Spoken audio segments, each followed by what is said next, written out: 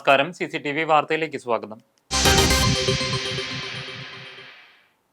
Thiruvananthapuram Kasaragod silver line പദ്ധതി റദ്ദാക്കിയെന്ന് മുഖ്യമന്ത്രി VD Satheesan. പദ്ധതിയുമായി ബന്ധപ്പെട്ട എല്ലാ വിജ്ഞാപനവും റദ്ദാക്കിയെന്ന് മുഖ്യമന്ത്രി VD സതീശൻ അറിയിച്ചു.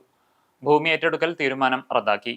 പോലീസ് കേസുകൾ പിൻവലിക്കാനുള്ള ശുപാർശയും സമർപ്പിക്കുമെന്നും മഞ്ഞക്കുറ്റി നീക്കം ചെയ്യാൻ റവന്യൂ വകുപ്പിന് നിർദ്ദേശം നൽകിയെന്നും മുഖ്യമന്ത്രി വാർത്താസമ്മേളനത്തിൽ അറിയിച്ചു. മന്ത്രിസഭാ യോഗത്തിനു ശേഷം മാധ്യമങ്ങളോട് സംസാരിക്കുകയായിരുന്നു അദ്ദേഹം. വിഷൻ 2031 നടപ്പിലാക്കും. 100 ദിവസത്തെ കർമ്മ പദ്ധതി, അടിയന്തരമായി ചെയ്യേണ്ട കാര്യങ്ങളുടെ ലിസ്റ്റ് തയ്യാറാക്കും. പത്മ പുരസ്കാരം ശുപാർശ സമർപ്പിക്കാൻ സമിതി നിർമ്മിക്കും. സിൽവർ ലൈനിന് പകരം സ്പീഡ് കോറിഡോർ, അതിവേഗ ഇടനാഴി എന്നിവയും പരിഗണനയിലുണ്ട്. പ്രായോഗികമല്ലാത്തതുകൊണ്ടാണ് സിൽവർ ലൈൻ വേണ്ടെന്ന് വെച്ചതെന്നും UDF സബ് കമ്മിറ്റി പഠിച്ച് വിശദമായ റിപ്പോർട്ടിന്റെ അടിസ്ഥാനത്തിലാണ് പദ്ധതി വേണ്ടെന്ന് വെച്ചതെന്നും സതീശൻ പറഞ്ഞു. PSC റാങ്ക് ലിസ്റ്റ് കാലാവധി നീട്ടി. 2026 ഓഗസ്റ്റ് 31-നകം കാലാവധി അവസാനിക്കുന്ന ലിസ്റ്റുകൾ നവംബർ 30 വരെ നീട്ടും. UDF പ്രകടന പത്രികയിലെ കാര്യങ്ങൾ വകുപ്പുകൾക്ക് വിഭജിച്ചു നൽകി. വന്ദേമാതരം മുഴുവൻ പാടിയത് ലോക്ഭവൻ നിർദ്ദേശപ്രകാരമാണ്. വന്ദേമാതരം മുഴുവൻ ആലപിക്കുന്ന കാര്യം അറിയില്ലായിരുന്നു. സംഘടിപ്പിച്ചത് രാജ്ഭവനാണ്. വേദിയിൽ വച്ചാണ് ഇതറിഞ്ഞതെന്നും മുഖ്യമന്ത്രി പറഞ്ഞു. അമ്പലപ്പുഴയിൽ നിന്ന് UDF പിന്തുണയുള്ള സ്വതന്ത്രനായി വിജയിച്ച G സുധാകരൻ MLA ആയി സത്യപ്രതിജ്ഞ ചെയ്തു. പ്രോടൈം സ്പീക്കറായി നിയോഗിക്കപ്പെട്ടതിനാൽ ഇന്ന് ഗവർണർക്ക് മുന്നിലായിരുന്നു G സുധാകരന്റെ സത്യപ്രതിജ്ഞ. മുഖ്യമന്ത്രി VD സതീശനും മന്ത്രിമാരും ചടങ്ങിൽ പങ്കെടുത്തു. വീണ്ടും MLA ആയി സഭയിൽ എത്തുന്നതിൽ സന്തോഷമെന്നാണ് സുധാകരൻ പ്രതികരിച്ചത്. തനിക്ക് മുമ്പിൽ പിണറായി വിജയൻ സത്യപ്രതിജ്ഞ ചെയ്യുമോ എന്ന ചർച്ചകളിൽ താൽപ്പര്യമില്ല. രാഷ്ട്രീയത്തിൽ താൻ ശത്രുത സൂക്ഷിക്കാറില്ല. CPM-ന്റെ തോൽവിയുടെ ഉത്തരവാദിത്വത്തിൽ നിന്ന് പിണറായിക്കും MV ഗോവിന്ദനും ഒഴിയാനാകില്ലെന്നും സുധാകരൻ പ്രതികരിച്ചു. നിയമസഭയിൽ ഒരിക്കൽ കൂടി വരണമെന്ന് താൻ തീരുമാനിച്ചു. സ്വതന്ത്രമായി മത്സരിച്ചു. 63 വർഷത്തോളം പാർട്ടിയിൽ പ്രവർത്തിച്ചയാളാണ് താൻ. പാർട്ടിയിൽ നിന്നിട്ട് കാര്യമില്ലെന്ന് തോന്നി. രാജിവെക്കുകയോ പുറത്താക്കുകയോ ചെയ്തിട്ടില്ല. അംഗത്വം താൻ പുതുക്കിയിട്ടില്ലെന്നും G സുധാകരൻ പറഞ്ഞു.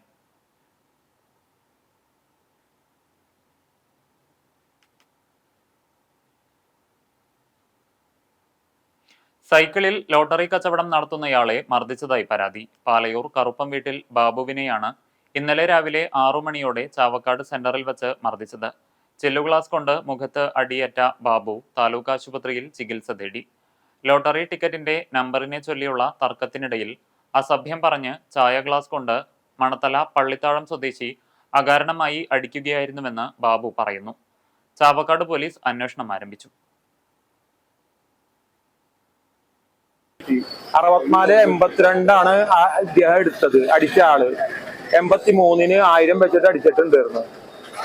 ഈ 83 തരാണ്ട് നീ പറയണതിൽ തെറ്റൊന്നും ധരിക്കരുത്, ചായ ഗ്ലാസ് കൊണ്ട് അടിക്കുകയാണ് ചെയ്തത്. ഇവിടെ പല ആൾക്കാരും കണ്ടിട്ടുണ്ട്. പോലീസുകാരന്മാരൊക്കെ വന്നിട്ട് പല വിധത്തിലും ഇവിടെ അന്വേഷിച്ച് അവനെ പിടിക്കാൻ പറ്റിയിട്ടില്ല. ലാസ്റ്റ് അവൻ കയ്യുമ്മ ബാൻഡേജ് ഇട്ടിട്ട് പോലീസ് സ്റ്റേഷനിലേക്ക് വരികയാണ് ചെയ്തത്. പോലീസുകാരെ കയ്യിൽ കിട്ടിയില്ലെങ്കിൽ എന്താകുമെന്ന് ഇവിടുത്തെ ആൾക്കാർക്കൊക്കെ അറിയാം. പക്ഷെ ടിക്കറ്റിന്റെ നഷ്ടം മരുന്നിന്റെയും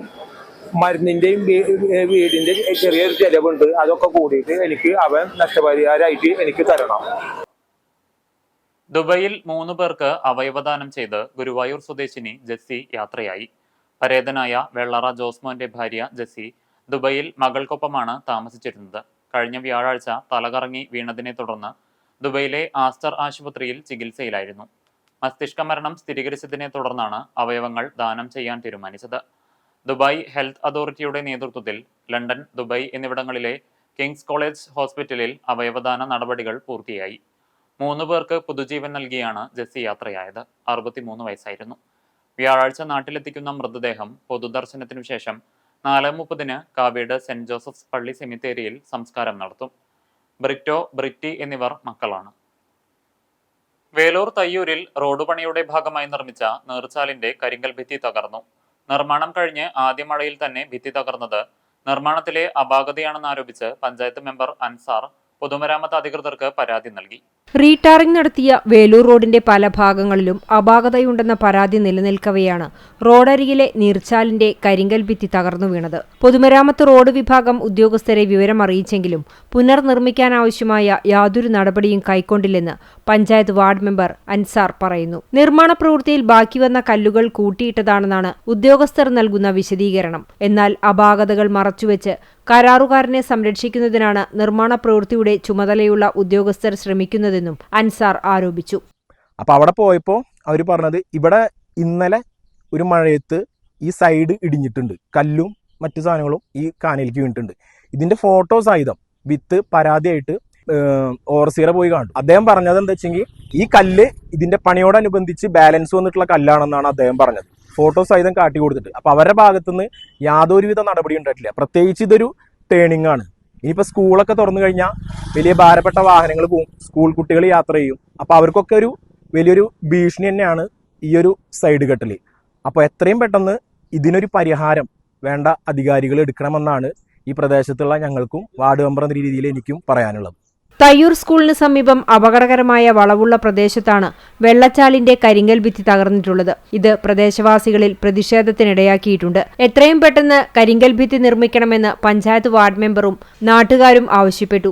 അജിത് ആനക്കാക്കിൽ, രഞ്ജിത്ത്, ഷെഫീർ, സനൽകുമാർ, നവനീത്, ജിൽഷാദ് എന്നിവരും പ്രതിഷേധത്തിൽ പങ്കെടുത്തു.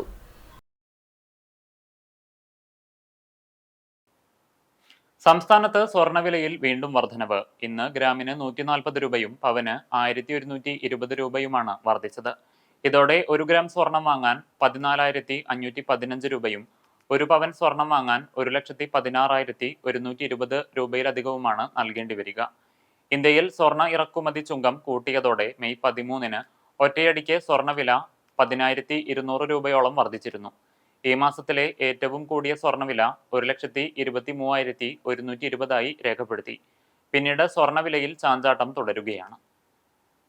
അഹമ്മദിയ മുസ്ലിം ജമാഅത്തിന്റെ ബാലജന സംഘടനയായ മജ്ലിസ് അത്ഫാലുൽ അഹമ്മദിയയുടെ നേതൃത്വത്തിൽ സംഘടിപ്പിച്ച ദ്വിദിന അവധിക്കാല പഠന ക്യാമ്പ് സമാപിച്ചു. തൃശൂർ, പാലക്കാട് ജില്ലാതലത്തിൽ ചാവക്കാട് കടപ്പുറത്തും ഗുരുവായൂർ ആനക്കോട്ടയിലും പഞ്ചാരമുക്കിലെ അഹമ്മദിയ മസ്ജിദായ ബൈത്തുന്നൂറിലുമായാണ് 2 ദിവസങ്ങളിലായി ക്യാമ്പ് സംഘടിപ്പിച്ചത്. സമാപന സമ്മേളന ഉദ്ഘാടനവും ക്യാമ്പിൽ പങ്കെടുത്ത വിദ്യാർത്ഥികൾക്കുള്ള സമ്മാനദാനവും തൃശൂർ പാലക്കാട് ജില്ലാ യുവജന സംഘടനാ പ്രസിഡന്റ് ഡോക്ടർ അത്തിഫ് അഹമ്മദ് നിർവഹിച്ചു. ജില്ലാ ബാലജന സംഘടനാ പ്രസിഡന്റ് മൗലവി സയ്യിദ് അഹമ്മദ് അധ്യക്ഷനായി. നേരത്തെ ക്യാമ്പിന്റെ ഉദ്ഘാടനം തൃശൂർ പാലക്കാട് അഹമ്മദിയ മുസ്ലിം ജമാഅത്ത് ജില്ലാ വൈസ് പ്രസിഡന്റ് ഉണ്ണീൻ തരുവിഴാംകുന്ന് നിർവഹിച്ചു.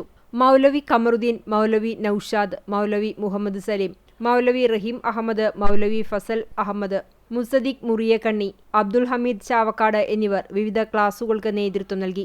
കുട്ടികളുടെ വിവിധ വിവരണങ്ങളും ശ്രദ്ധേയമായി. ചാവക്കാട്, കേച്ചേരി, ആളൂർ, ചേലക്കര, മണ്ണാർക്കാട്, കാവശ്ശേരി, കൊടുവായൂർ, പാലക്കാട്, മുറിയക്കണ്ണി, തിരുവിഴാംകുന്ന്, അലനല്ലൂർ, എടത്തനാട്ടുകര, പള്ളിപ്പുറം എന്നിവിടങ്ങളിൽ നിന്നായി നിരവധി കുട്ടികൾ ക്യാമ്പിൽ പങ്കെടുത്തു. പഠന ക്ലാസുകൾക്കൊപ്പം വൈവിധ്യമാർന്ന കലാപരിപാടികളും കായിക മത്സരങ്ങളും ക്യാമ്പിന്റെ ഭാഗമായി സംഘടിപ്പിച്ചു. കേന്ദ്ര സംസ്ഥാന സർക്കാരുകളുടെ വിവിധ കാർഷികാനുകൂല്യങ്ങൾ ലഭിക്കുന്നതിനായി അഗ്രിസ്റ്റാക് രജിസ്ട്രേഷൻ നിർബന്ധമാക്കിയ സാഹചര്യത്തിൽ ആർത്താറ്റ് കൃഷിഭവന്റെ നേതൃത്വത്തിൽ കർഷകർക്കായി സൗജന്യ രജിസ്ട്രേഷൻ ക്യാമ്പ് ആരംഭിച്ചു. ബുധനാഴ്ച രാവിലെ 11 മണി മുതൽ വൈകിട്ട് 4 മണി വരെ ആർത്താറ്റ് കൃഷിഭവനിലാണ് ക്യാമ്പ്. PM കിസാൻ ആനുകൂല്യം മുമ്പ് ലഭിച്ചിരുന്നവരും ഇപ്പോൾ ലഭിക്കാത്തവരുമായ കർഷകർ നിർബന്ധമായും അഗ്രിസ്റ്റാക് രജിസ്ട്രേഷൻ ചെയ്യേണ്ടതാണ്. ആധാർ കാർഡ്, ആധാറുമായി ലിങ്ക് ചെയ്ത മൊബൈൽ ഫോൺ, 2026-27 സാമ്പത്തിക വർഷത്തിലെ ഭൂനികുതി രശീതി എന്നിവ രജിസ്ട്രേഷനായി കൊണ്ടുവരണമെന്നും അധികൃതർ അറിയിച്ചു. ഇന്നത്തെ സ്വർണ്ണവില നിങ്ങൾക്കായി സമർപ്പിക്കുന്നത് Malaya gold and diamonds, Malaya junction, Kunnamkulam. സ്വർണം ഗ്രാമിന് 14,515 രൂപ, സ്വർണം പവന് 1,16,120 ഇന്നത്തെ രൂപ. സ്വർണ്ണവില നിങ്ങൾക്കായി സമർപ്പിച്ചത് Malaya gold and diamonds, Malaya junction, Kunnamkulam. വെള്ളി ഗ്രാമിന് 280 രൂപ. ഇതോടെ വാർത്താ ബുള്ളറ്റിൻ പൂർണ്ണമാകുന്നു. നമസ്കാരം.